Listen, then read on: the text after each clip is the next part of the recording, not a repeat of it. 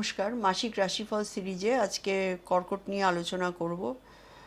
দেখুন, কর্কট রাশির দ্বাদশভাবে কিন্তু বৃহস্পতির অবস্থান, মাসের শুরুতে শুক্র দ্বাদশভাবে থাকবে এবং শুক্র হচ্ছে একাদশের লর্ড এবং চতুর্থের লর্ড। তো এক্ষেত্রে যেটা সমস্যা সেটা হচ্ছে গৃহ বাড়ি সংক্রান্ত বিষয়।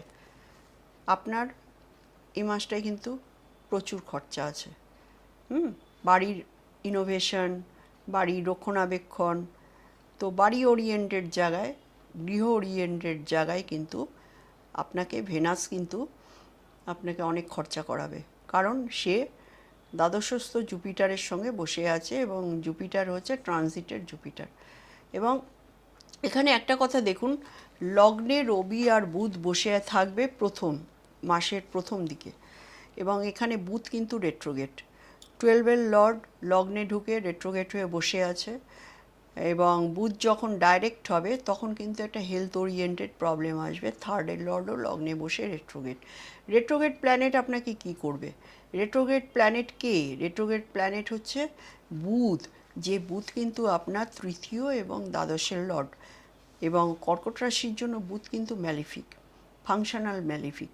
তো এই ফাংশনাল ম্যালিফিক আপনার লগ্নে বসে আপনার হেলথকে এখনও সুস্থ রেখেছে। কেন সুস্থ রেখেছে? কারণ বুধ রেট্রোগেট বলে। রেট্রোগেট প্ল্যানেটের অবস্থান এবং রেট্রোগেট প্ল্যানেটের ক্রিয়া কিন্তু ইন জেনারেল নর্মাল প্ল্যানেটের মতো হয় না। সুতরাং কর্কট রাশির যারা জাতক জাতিকা আছেন তারা কিন্তু বুধ যখনই ডাইরেক্ট হবে তখনই কিন্তু আপনারা হেলথ রিলেটেড সমস্যায় ভুগবেন। এ মাসে, আগস্ট মাসেই হবে। তো এক্ষেত্রে আগস্ট মাসের কত তারিখে হবে সেটা আমি আপনার অনুষ্ঠানের শেষে বলছি। সেকেন্ড হাউসে কেতু, সুতরাং টাকা পয়সার ক্ষেত্রে কিন্তু আপনার ব্লকেজ থাকবে, টাকা পয়সা পেমেন্ট উঠবে না, পেমেন্টের জায়গায় কিন্তু একটা সমস্যা, অর্থনৈতিক একটা সমস্যা কিন্তু আপনার চলছে অলরেডি। 3-এ মঙ্গল অবশ্যই ভালো, মঙ্গলের 3-এ ট্রানজিট ভীষণই ভালো, রাশির তৃতীয়ভাবে ম্যালিফিক প্ল্যানেট মঙ্গল, ঊর্জার কারক এবং স্ট্রাগলের কারক, এবং আপনার হচ্ছে দশমের লর্ড, পঞ্চমের লর্ড।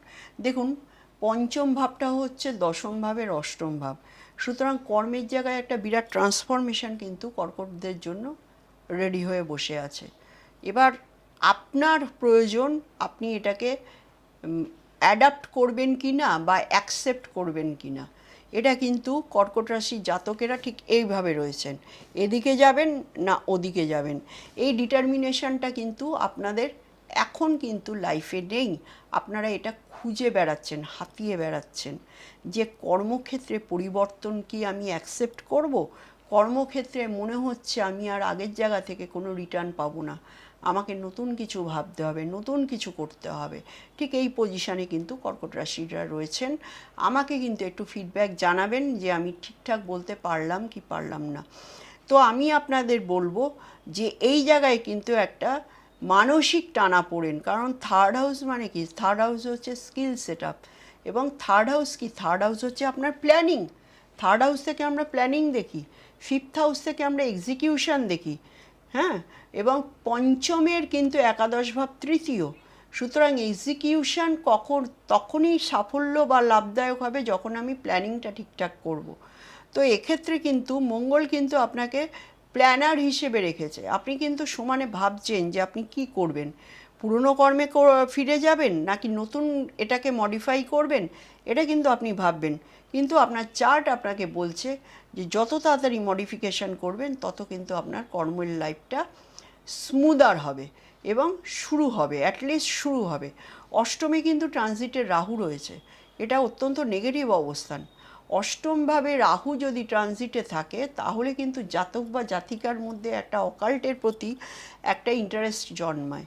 সুতরাং এতদিন যারা এই অকাল্ট মানে জ্যোতিষ তন্ত্র এগুলো নিয়ে ভাবেননি, এগুলোকে ভোগাস ভেবেছেন, তারা কিন্তু একটু একটু করে মনে হচ্ছে যে জ্যোতিষটা একটু ঘেঁটে দেখি, কারণ অষ্টমে রাহু কিন্তু আপনাকে জ্যোতিষ লাইনে একটা পথ দেখানোর চেষ্টা করে।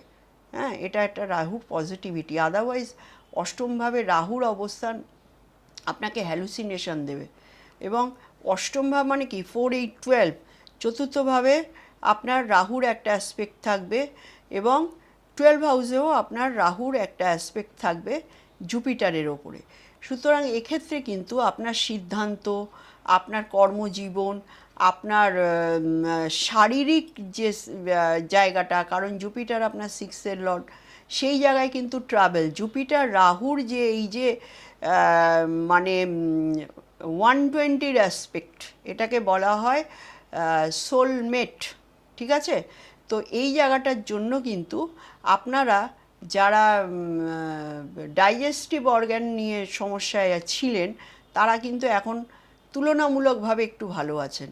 এবার এই জায়গাটা কিন্তু, এই সোলমেট জায়গাটা ডিসকানেক্ট হলেই কিন্তু আপনাদের কিন্তু এই জায়গাটা আবার শুরু হয়ে যাবে, কারণ জুপিটার কিন্তু ষষ্ঠের লর্ড 12-এ গিয়ে বসে আছে।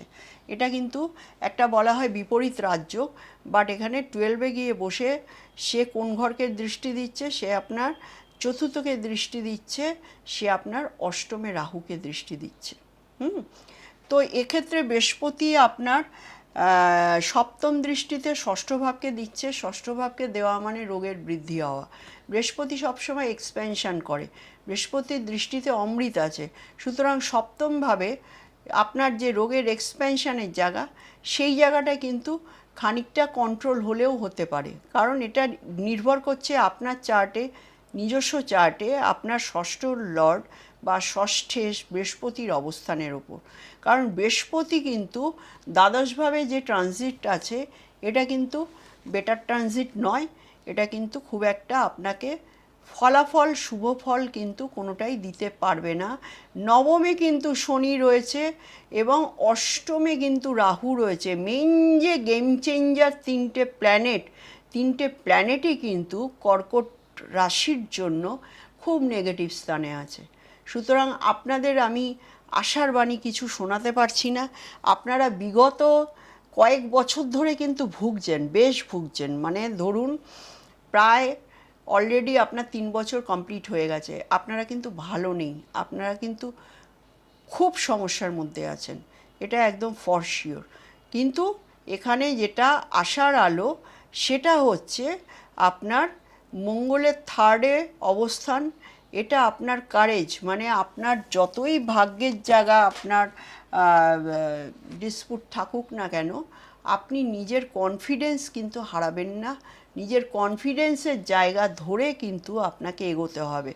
নবমে রেট্রোগেট শনি ভাগ্যের জায়গায় বারে বারে, মানে ভাগ্যের অনুরূপে আপনি কোনো কিছুই করতে পারবেন না। বিগত 2.5 বছর ধরে অষ্টমে শনি ছিল, ডাইয়ার পিরিয়ড চলছিল, এবারে নবমে শনি, এটাও খুব একটা ভালো নয়। 9th হাউসে শনি ভাগ্যের জায়গায় ডিলে করে দেয় এবং আপনার পিতার শরীর স্বাস্থ্যর জায়গা এবং ভাগ্যের জায়গা তো আছেই, এবং যারা ধরুন বিদেশে যাবেন তাদের ক্ষেত্রেও কিন্তু অবস্ট্রাকশান এই শনি কিন্তু সৃষ্টি করছে। সুতরাং আপনাকে অনেক বেশি এফোর্ট দিয়ে শনি কী করে? শনি ডিলে করে, ডিজ্যাকশান করে। শনি কী করে? শনি আপনাকে টেস্ট করবে যে আপনার ভেতরে সেই সহমর্মিতা, সেই মানসিকতা, সেই হার্ডশিপ, এগুলো আপনার ভেতরে আছে কি না। এগুলোতে যদি আপনি সাকসেসফুল হন তাহলে কিন্তু শনি আপনাকে সব কিছুই দেবে। তো এখানে শনি আপনার সপ্তম এবং অষ্টমের লর্ড, খুব একটা বেনিফিক প্ল্যানেট নয়, সে গিয়ে নবমে বসে আছে। 7th এবং 8th লর্ড 9th হাউসে গিয়ে বসে আছে। ম্যারাইটাল জায়গায়ও একটু ডিস্টারবেন্স, এমনিতেও কর্কট রাশিদের বা কর্কট লগ্নের কিন্তু, কর্কট সিংহ, এদের কিন্তু ম্যারেজ লাইফে খুব সমস্যা থাকে, কারণ এদের যারা ওয়াইফ হয় বা হাজব্যান্ড হয় তারা কিন্তু এদের চরম শত্রু। কারণ শনি হলো রবি আর চন্দ্রের চরম শত্রু। চরম শত্রুই আপনার লাইফে হাজব্যান্ড বা ওয়াইফ হয়ে আসবে। সুতরাং এক্ষেত্রে কিন্তু যারা কুম্ভ বা মকর আছেন বা যারা কর্কট বা সিংহ আছেন, এদের কিন্তু অনেক অ্যাডজাস্ট করে, অনেক স্যাক্রিফাইস করে কিন্তু বিবাহিত জীবনটা বজিয়ে রাখতে হয়, এটাই নিয়ম। তো এক্ষেত্রে আপনারও বিবাহিত জীবন সেই ঘটনা দুর্ঘটনা মেশানোই থাকবে।